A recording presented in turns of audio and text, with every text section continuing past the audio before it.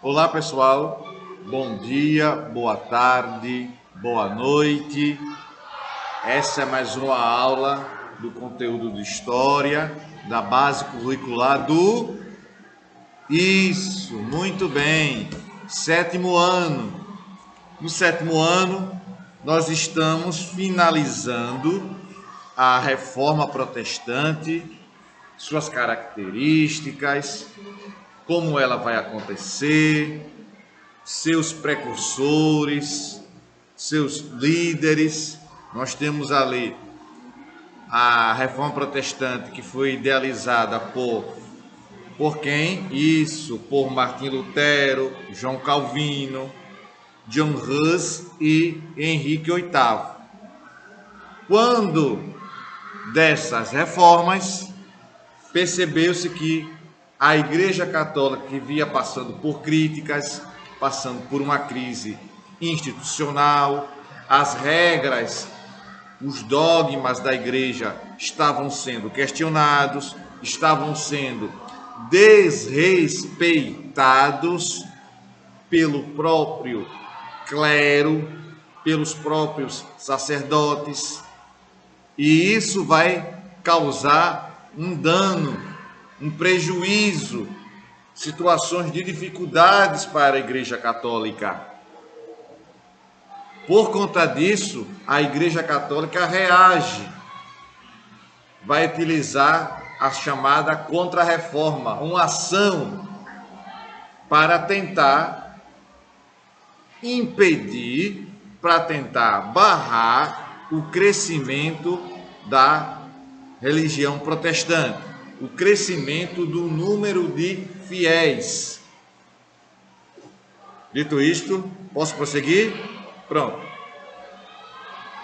E, além disso, tinha, por parte principalmente de Lutero, a crítica às indulgências, não é? Que eram aquelas situações que a absolvição de pecados e a ida, consequentemente, para o céu era feito através do pagamento em dinheiro.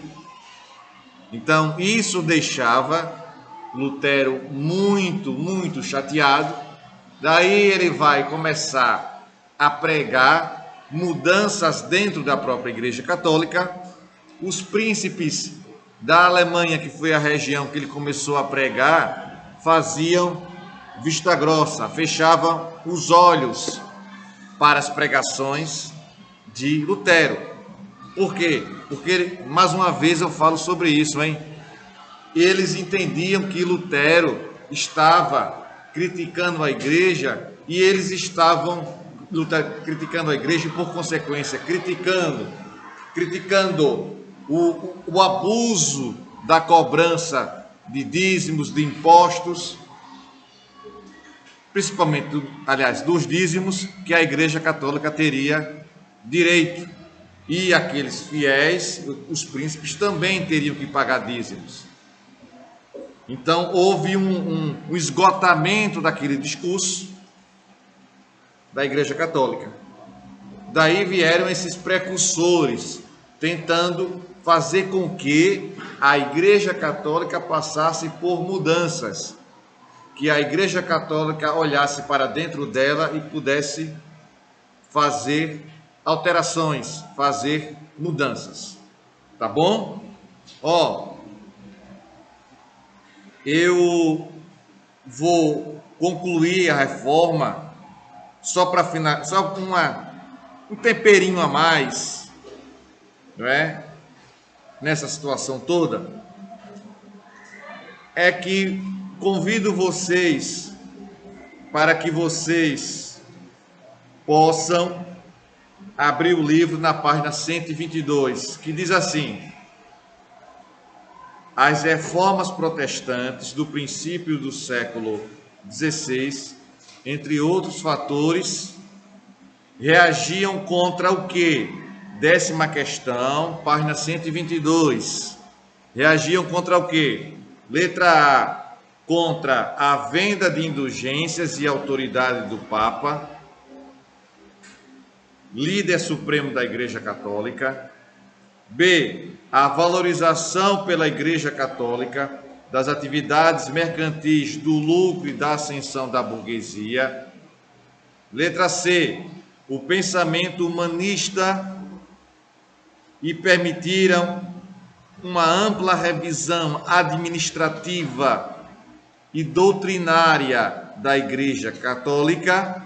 Doutrina tem a ver com o pensamento da Igreja. Letra D, as missões evangelizadoras desenvolvidas pela Igreja Católica na América e na Ásia. Letra E, princípio do livre-arbítrio defendido pelo Santo Ofício, órgão diretor da Igreja Católica. Não é? Qual seria a letra, então? 10º quesito, página 122, letra A. Letra A. 10ª questão, letra A. A venda de indulgências e autoridade do Papa, líder supremo da Igreja Católica. Tá bom? Prosseguindo, vamos chegar, concluindo o conteúdo de reforma protestante e a contra-reforma, chegamos no capítulo 6. Capítulo 6 diz respeito à formação dos Estados nacionais. Formação dos Estados nacionais. E o livro traz aqui na página, isso, muito bem, 124, um textinho que fala sobre o dicionário de política. Mas eu não vou me aprofundar nele, porque eu quero que vocês leiam e tenham a condição de interpretá-lo. Eu vou me deter agora para o subtítulo que diz assim: o quadro geral anterior à formação dos Estados nacionais. O processo de formação dos Estados nacionais está diretamente ligado às transformações sociais, políticas e econômicas do período moderno da história. Durante a fase medieval, mais precisamente a partir do século V, a Europa vivia um período de estagnação econômica. O que é estagnação econômica? Isso, muito bem, isso mesmo. É quando a economia está parada. Parada. Ah, fulaninho está estagnado, professor. Significa que aquele fulaninho está parado, está estagnado. Estagnação vem da palavra estagnado. Tranquilo? Posso prosseguir? Muito bem. Continue assim, viu? Em outras palavras, havia fragmentação do poder. O que é fragmentação? O poder estava subdividido. Não é?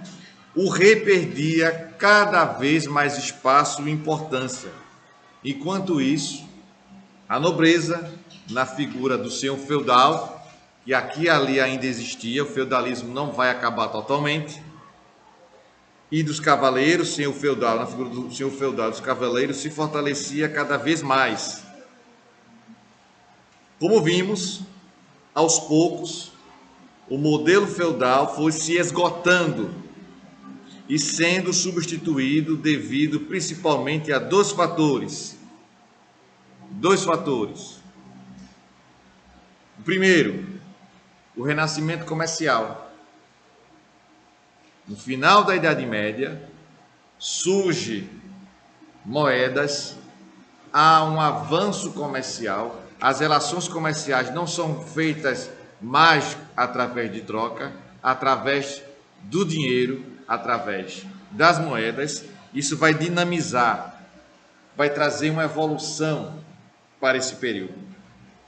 Prosseguindo no livro, saindo da página 122 para a página 124 para a página 125, diz assim: e o segundo foi o surgimento dessa nova classe social, a burguesia.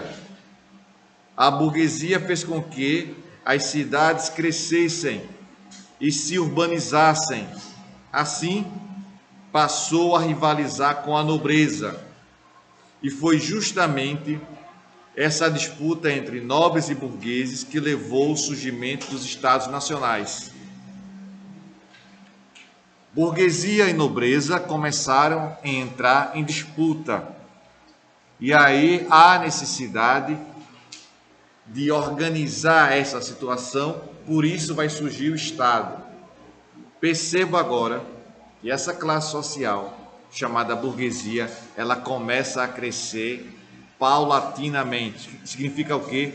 Aos poucos, a burguesia vai ganhando importância, ganhando força. Preste atenção. E essa força da burguesia vai se consolidar, vai aparecer quando da Revolução Francesa. No entanto, esse assunto da Revolução Francesa, vocês do 7º ano só irão vivenciar no 8º ano. Então vamos devagar, né? Com andor, aquele velho ditado que o santo é de barro. Na página 125 ainda, nós temos esse mapa. Ah, professor, o conteúdo é de história ou de geografia? Tem um mapa aqui? Não é de geografia, mas a geografia ajuda-nos a entender, ó aqui os mapinhas aqui, delimitando a formação de impérios, de estados nacionais aqui. Tem uma legenda nesse mapa que diz o seguinte: mapa que demonstra a formação dos primeiros estados nacionais na Europa. Esse velho mundo tem essa característica, não é? Tem essa característica. Então, vamos perceber que esse velho mundo vai ser importante, por quê? Porque ele vai nos trazer as primeiras informações, os primeiros exemplos de um Estado nacional, uma definição de fronteiras, quem está governando ali, quem está deixando de governar, não é? E aí você vai perceber o avanço dessa estrutura política que vai surgindo e o Estado organizado, definição de quem vai governar, da fronteira, de quem é o rei, de quem será a rainha, quem faz parte da nobreza, quem faz parte da burguesia. Prosseguindo na página 125, diz assim: no fim da Idade Média, havia um quadro de grave crise política e econômica. Um dos fatores decisivos para essa crise tinha a ver com o movimento das cruzadas. Muitos nobres, aliados à Igreja Católica, organizaram exércitos, cujo custo era bastante alto. Claro, organizar um exército tem um custo financeiro, um peso financeiro. O que é isso, professor? É gasto, sim. Dinheiro, din-din, money. Gastar com equipamentos, armamentos. Naquela época ali você vai ter flecha, vai ter espadas, vai ter que ter um escudo, vai ter que ter uma bota, vai ter que alimentar o exército. Tudo isso representa um custo para o Estado. E ao mesmo tempo, porque esse Estado quer se estabelecer como forte, quer avançar. E ao mesmo tempo aqui a gente vai perceber que a Igreja Católica também surge pós o movimento das cruzadas. O que foram as cruzadas? Foram movimentos, ao todo tivemos 8 cruzadas em direção a Jerusalém para expulsar de lá os muçulmanos que estavam ocupando a cidade sagrada, não é? Pois bem, além dos já mencionados objetivos de conquistar terras, glórias, restituir o poder católico em Jerusalém, visava enriquecer com o comércio desenvolvido nessas caravanas. Isso gerou o abandono das terras cultiváveis, sendo tomadas pelos próprios camponeses. Outro problema foi que, na maioria das cruzadas, houve derrota dos cristãos, o que gerou grande crise financeira, além de grandes perdas de contingentes humanos dos exércitos. Sem ter como reverter, ou seja, reverter significa o quê? Muito bem, viu? Parabéns. Mudar essa situação, a nobreza cada vez mais se aproximava dos reis. Oh, inocente a nobreza, não é? Abrindo mão de certos privilégios.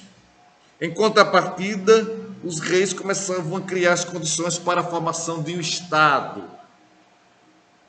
A crise vivida pelos nobres, em decorrência das derrotas nas cruzadas, foi também decisiva para a aproximação entre os reis e a burguesia.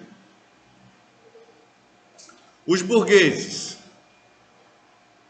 que eram aquela classe social responsável pelas questões econômicas.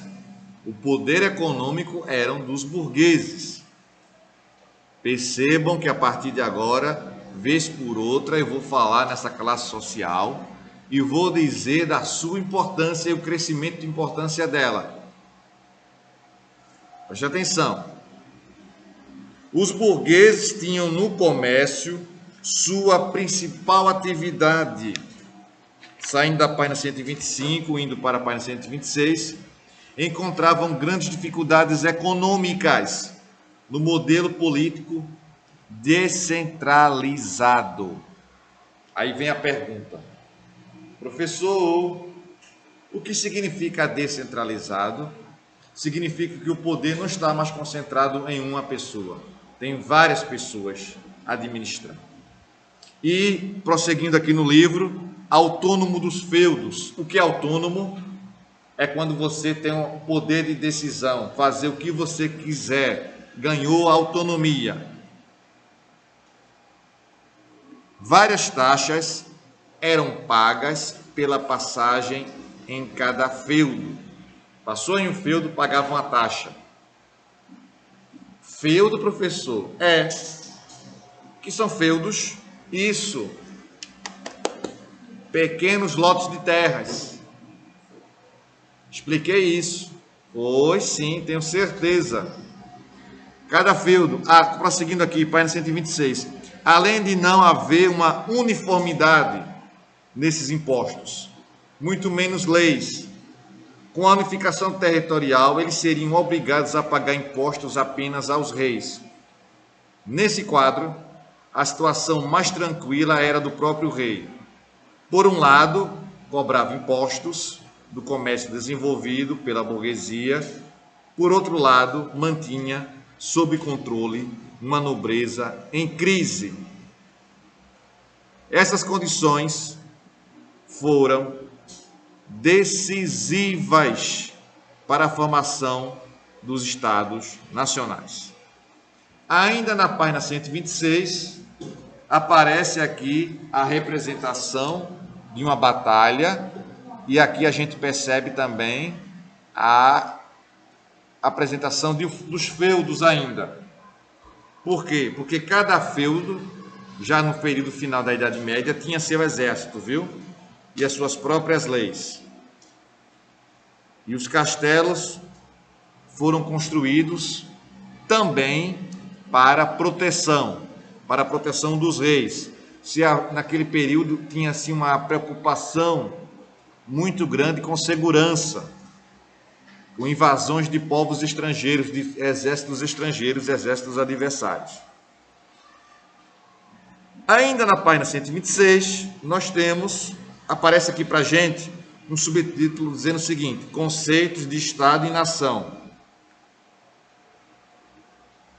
Formar, diz assim, formar e consolidar um Estado nacional não é algo fácil. A Europa viveu cerca de 1000 anos sob o regime feudal. Assim, a construção dessa forma de organização foi realizada aos poucos durante o período moderno de nossa história. A aliança entre o rei e a burguesia foi decisiva para que surgissem os primeiros estados.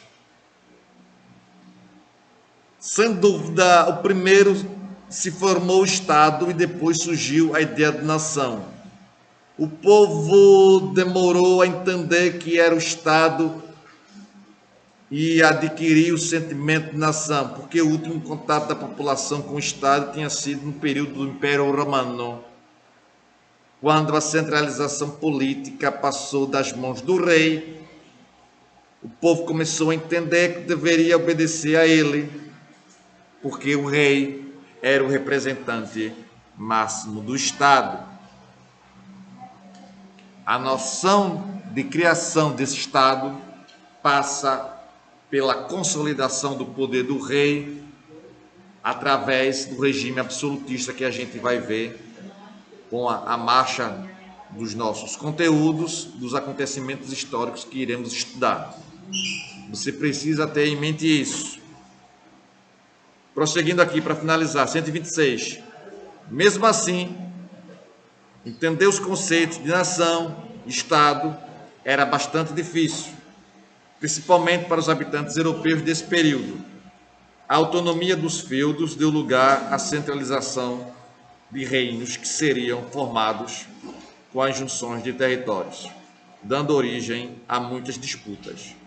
Foi nessa fase que aconteceu, por exemplo, a Guerra dos 100 Anos, que não durou somente 100 anos, durou mais de 100 anos. Né? Foi um conflito entre França e Inglaterra.